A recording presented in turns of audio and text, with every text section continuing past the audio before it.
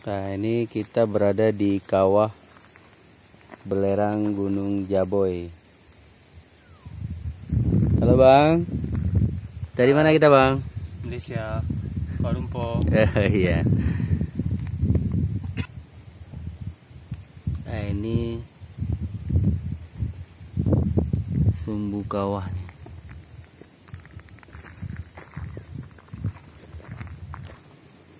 Ini lokasinya sampai ke atas.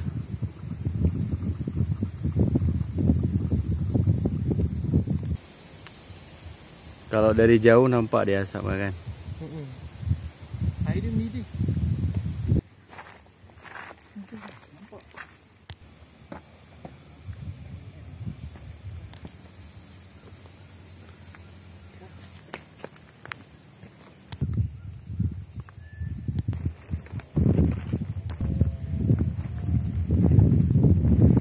Penat nggak Bang?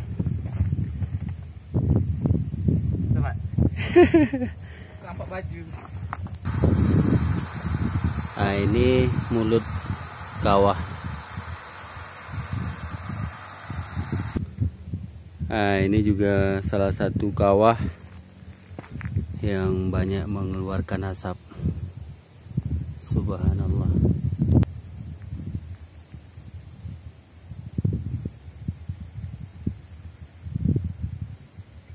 Ya, itulah kemarin sempat pelancong kan?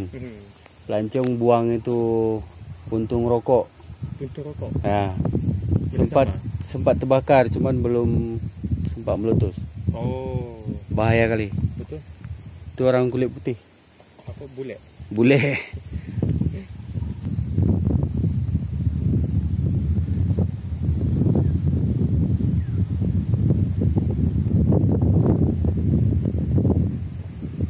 Ini lokasi kawah Gunung Berapi Jaboy.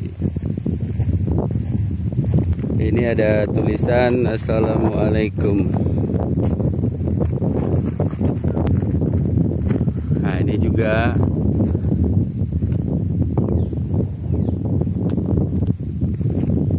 halo Bang, sekarang berada di mana Bang? Di Jaboy. Gunung Berapi Jaboy. Ya.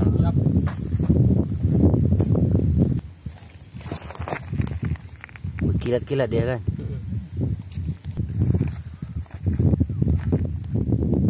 Kalau pakai sabun tak hilang. Tak hilang.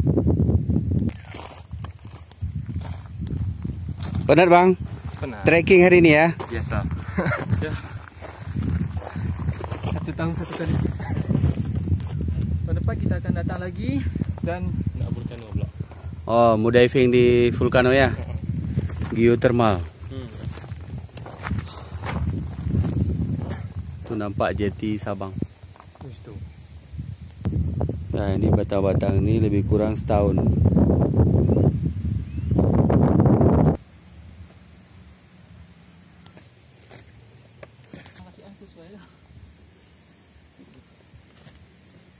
Nah, itu asap-asapnya. Sungguh keren. Kita tengok. Oh, nampak.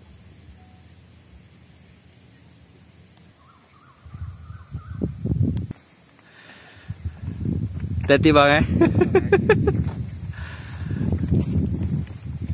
Perjuangan. Perjuangan masih belum berakhir. Masih diteruskan ke tempat seterusnya.